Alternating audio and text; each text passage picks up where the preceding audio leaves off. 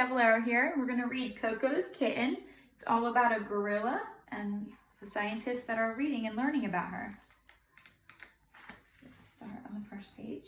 So Koko's full name is Hanabi Ko, which is Japanese for fireworks child. She was born on 4th of July. Every year I have a party for Koko with cake, sparkling apple cider, and lots of presents. Koko knows what birthdays are.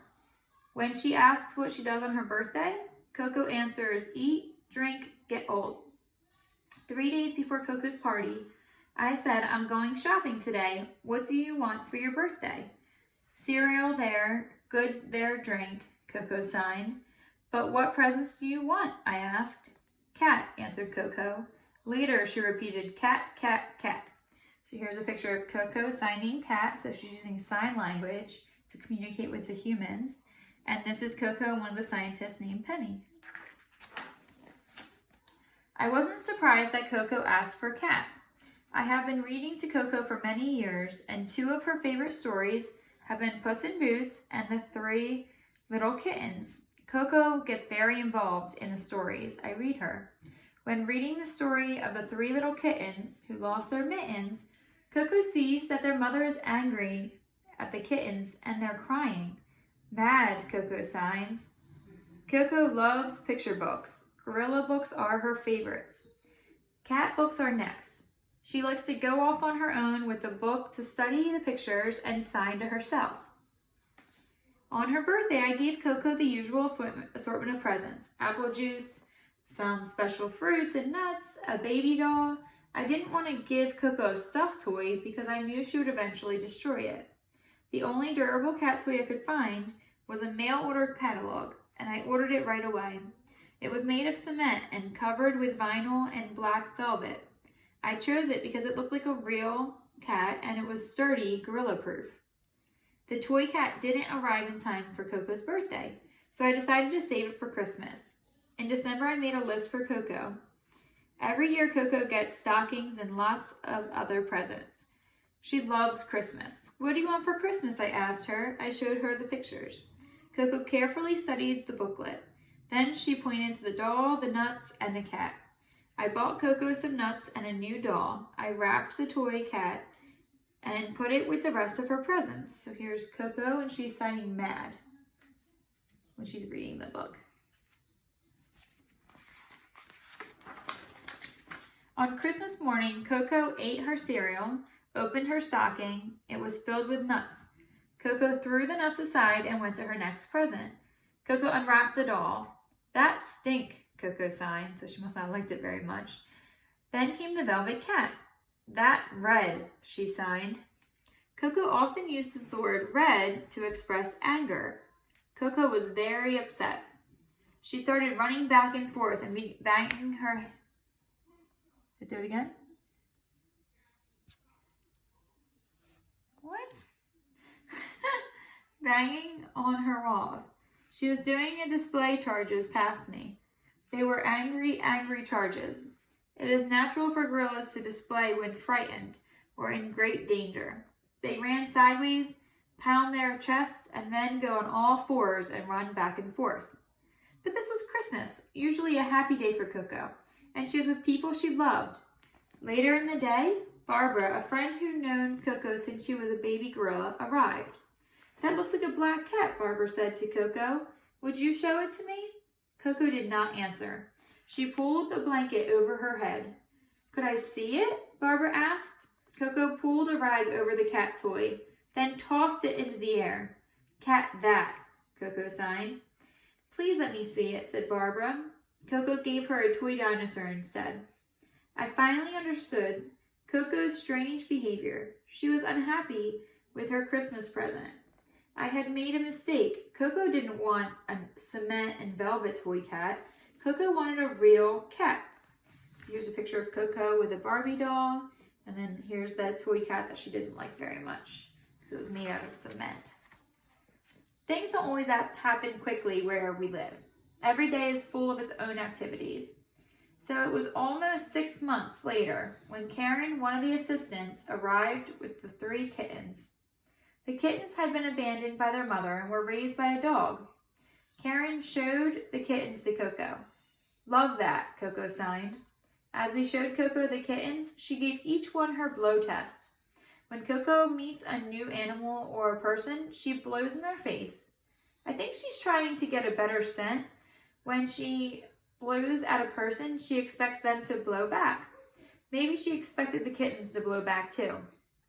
The first kitten was a smoky gray and white one. Koko's blow test took him by surprise. The second kitten was a tailless gray tabby. He was also startled by the blow test. The third kitten, a brown tabby, did not react at all. After the blow test, Koko seemed to have made some judgment about the kittens. Which one do you want? We asked. That, signed Koko, pointing to the tailless tabby. So there's a picture of the little kitten, the tailless one, and there's our Koko. I'm not sure why Koko picked the gray tabby as her favorite. I never asked her. Perhaps it was because he didn't have the tail, and gorillas don't have tails. That night, all 3 kittens went home with Karen. 2 days later, the kittens came back for a visit. Koko was happy to see them. Visit Love Tiger Cat, Koko signed. First, she picked up the smoky gray cat and white one. Then Koko took the tailless tabby and carried him on her thigh. After a while, she pushed him back up onto the back of her neck. Baby, Koko signed. She cradled the tabby in her legs and examined its paws. Koko squeezed. The tabby's claws came out. Cat scratch, Koko signed. Koko, love. What do you want to name Kitty? I asked. All Ball, Koko signed. Yes, I said, I like Ball. He has no tail. Ball stayed overnight as a visiting kitten. By the end of the week, Ball was a permanent member of our household. Koko had her kitten at last. For the first few weeks, Ball lived in my house. Every evening at 6 o'clock, I would take Ball to Koko's trailer for an evening visit. I carried the kitten in my pocket as I prepared Koko for bed. Koko soon grew accustomed to this routine. What happens at night? I asked. All Ball, signed Koko. Right, Ball visits you at night. When he was older, Ball snuck into Koko's trailer by himself. It worried me in the beginning.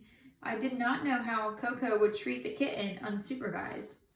Also, as it turned out, Koko was always very gentle. Ball was never afraid of her.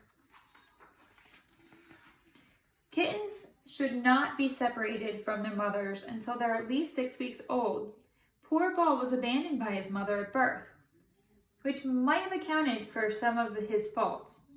Ball was an unusual cat. He was very aggressive and would go up to people and bite them for no reason. He would bite Koko too.